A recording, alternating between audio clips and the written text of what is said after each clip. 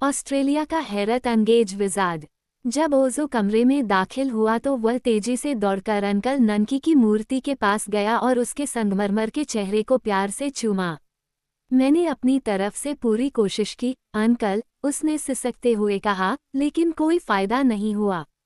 फिर वह पीछे हटा और कमरे में चारों ओर देखने लगा, और वहां एकत्रित लोगों को देखकर वह काफी आश्चर्यचकित हुआ।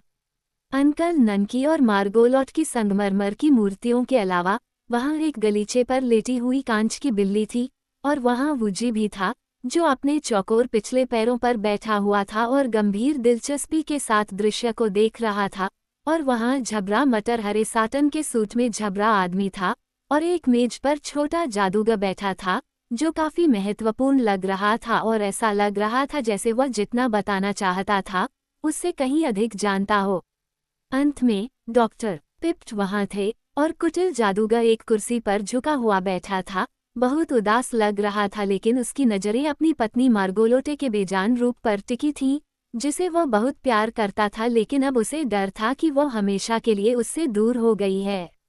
ओज़मा ने एक कुर्सी ली जिसे जेलिया जाम ने शासक के लिए आगे की ओर घुमाया, और उसके पीछे बिजुका, टिन वुडमैन और डोरोथी, साथ ही कायशेर और भूखा बाघ खड़े थे।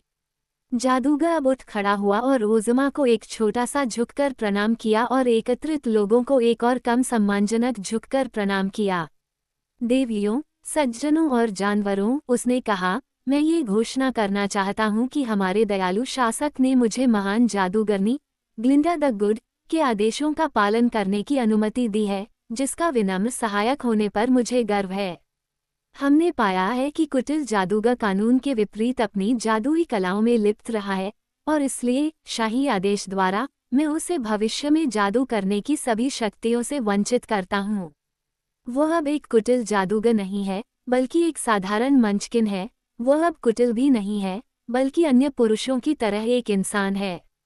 जैसे ही उसने ये शब्द कहे, जादूगर ने अपना हाथ डॉक्टर पिप्ट की ओर हिलाया और तुरंत ही उसका हर टेढ़ा अंग सीधा हो गया और सही हो गया। भूतपूर्व जादूगर खुशी से चिल्लाते हुए अपने पैरों पर खड़ा हो गया, आश्चर्य से खुद को देखा और फिर अपनी कुर्सी पर वापस गिर गया और जादूगर को मुग्ध रुचि के साथ देखने लगा।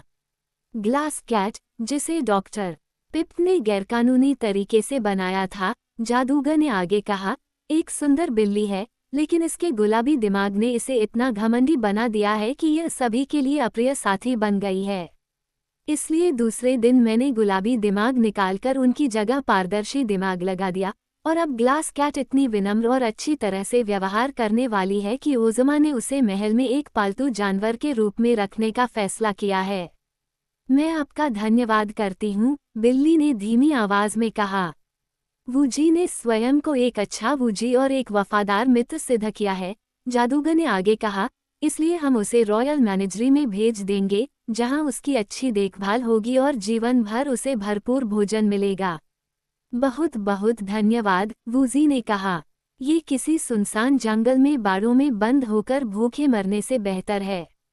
जहां तक पैचवर्क गर्ल की बात है, जादूगर ने फिर कहा, वह दिखने में इतनी शानदार है और इतनी चतुर और अच्छे स्वभाव की है कि हमारे दयालु शासक उसे सावधानीपूर्वक संरक्षित करने का इरादा रखते हैं, उसकी जिज्ञासु भूमि की जिज्ञासाओं में से एक के रूप में। स्क्रैप महल में या जहां भी वह चाहे रह सकती है, और किसी और की नहीं बल्कि खुद की नौकर हो सकती है। ये सब ठीक है, स्क्रैप्स ने कहा। हम सभी ओज़ो में रुचि रखते हैं, छोटे जादूगर ने आगे कहा, क्योंकि अपने दुर्भाग्यपूर्ण चाचा के प्रति उसके प्यार ने उसे सभी प्रकार के खतरों का बहादुरी से सामना करने के लिए प्रेरित किया है, ताकि वह उसे बचा सके।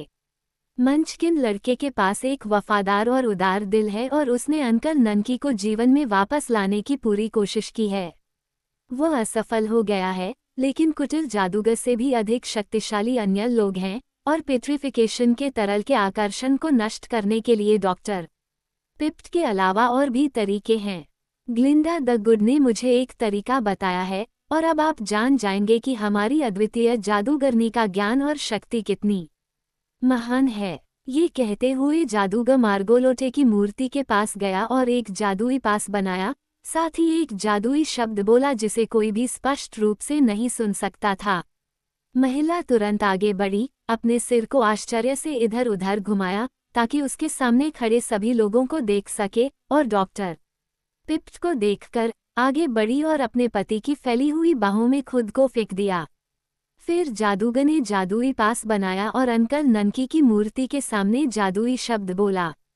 बूढ़ा मंचकिन तुरंत जीवित हो गया और जादूगर को झुककर कहा, धन्यवाद।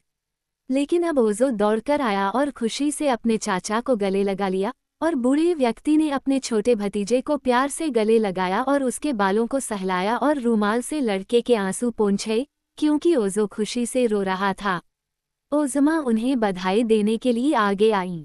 मैंने तुम्हें, मेरे प्यारे ओजो और अंकल ननकी को, एमरल्ड सिटी की दीवारों के ठीक बाहर एक अच्छा घर दिया है, उसने कहा, और वहीं तुम अपना भावी घर बनाओगे और मेरे संरक्षण में रहोगे। क्या मैंने नहीं कहा था कि तुम ओजो द लकी हो? टिन वुडमैन ने पूछा, जब सभी लोग ओजो से हाथ मिलाने के लिए इकट्ठे हुए थे। हाँ, और यह सच है, ओजो ने कृतज्ञतापूर्वक उत्तर दिया।